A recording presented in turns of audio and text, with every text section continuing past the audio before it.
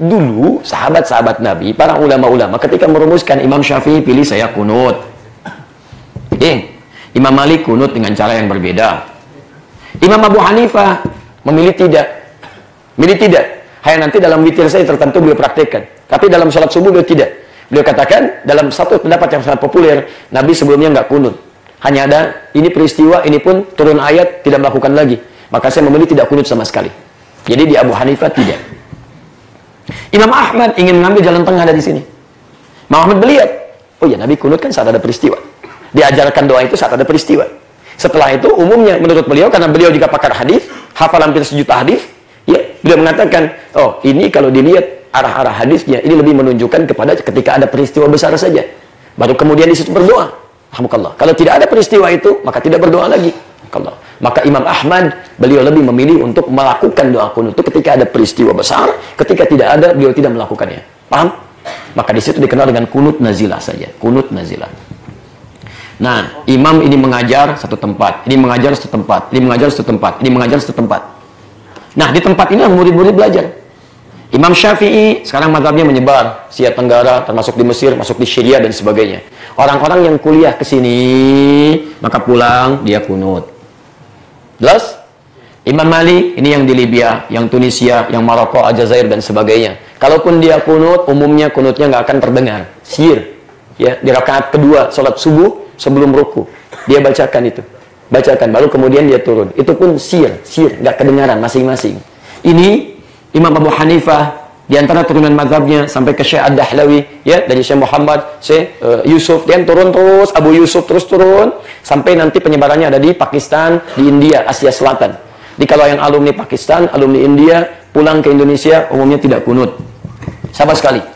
Yang ini penyebarannya Ahmad bin Hanbal punya murid-murid di turunannya, sampai nanti turunannya ada Ibnu Taimiyah, ada misalnya Syekhul Islam Ibnu Taimiyah, ada Ibnu Qayyim Al-Jauziyah, ada sampai ke Syekh Al-Albani dan sebagainya. Penyebarannya di Teluk, Saudi Arabia, ada Mekah, Madinah, seterusnya lagi ada Uni Emirat Arab, ada Qatar dan sebagainya. Nah, khusus daerah-daerah ini umumnya menerapkan nazilah.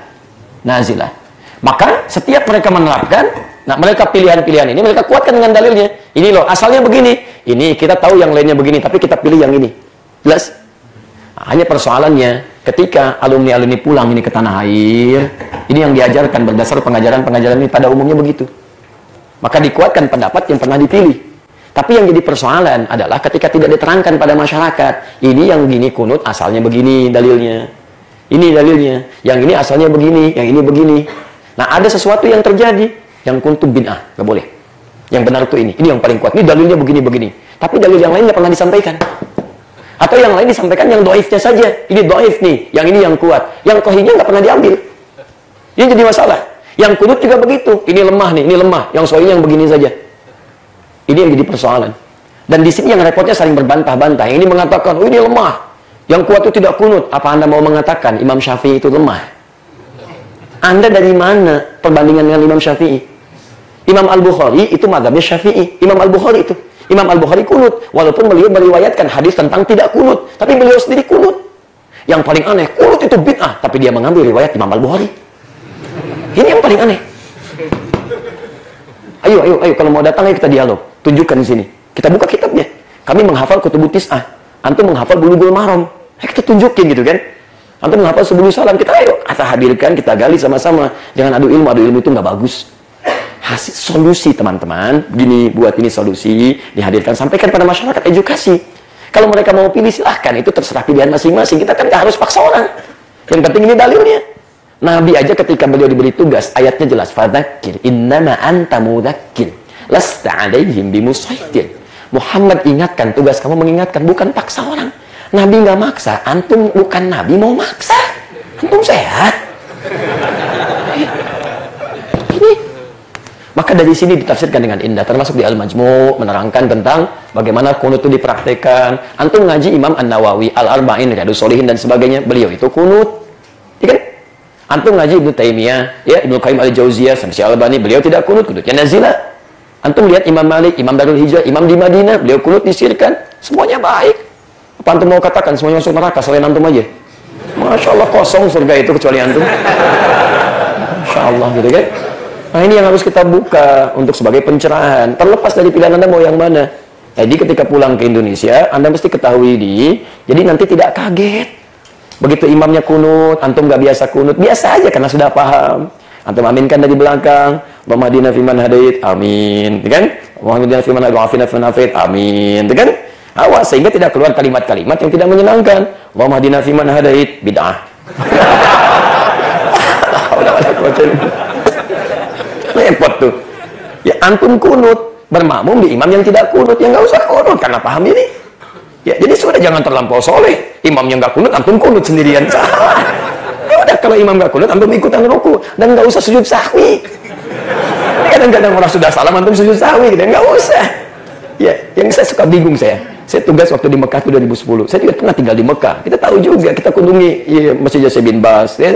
Kalau kita umrah, kita kunjungi korbannya Syekh Utsaimin. Kita bahkan punya hubungan baik dengan murid-muridnya Syekh Utsaimin. Murid langsung, bukan murid seperti cuman hadir, yang dengar. Enggak, murid langsung yang belajar, yang macam-macam. Bahkan kita punya janji mau ketemu nih, beberapa waktu lagi. Alhamdulillah.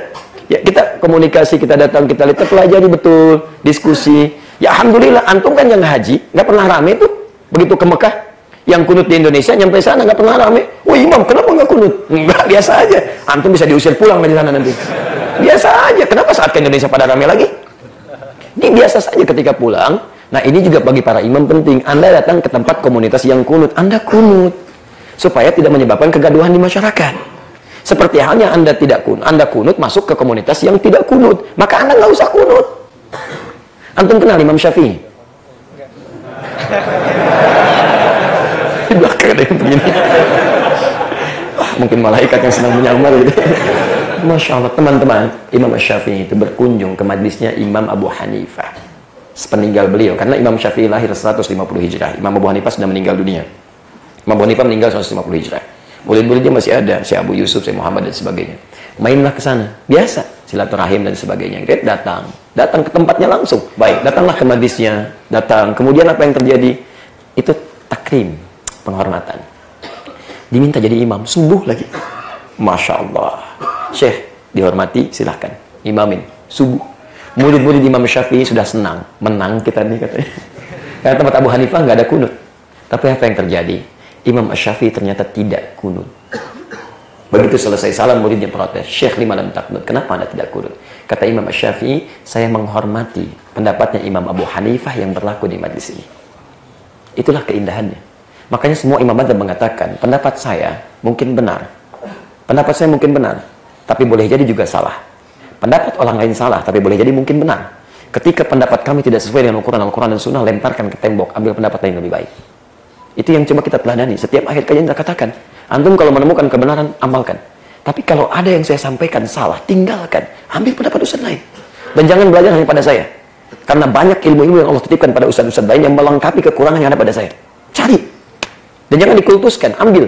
Ketika Anda mengultuskan sesuatu, maka disitulah kita akan terjebak dalam ilmu yang sempit dan tidak akan pernah berkembang dalam kebaikan. Ujung-ujungnya akhlaknya pun tidak akan baik. Tidak akan baik. Paham sampai sini? Nah, jadi selesai sampai sini pembahasannya. Inilah terkait dengan kunut, dari sejarahnya, dari dalilnya, dan yang paling indah, dari sejak zaman sahabat, tabi'in, ulama soleh semuanya sepakat. Sahabat sepakat, tabi'in sepakat, ulama sepakat. Antum sahabat bukan, tabi'in bukan, ulama bukan, antum berbeda pendapat. Waduh, antum yang sakit.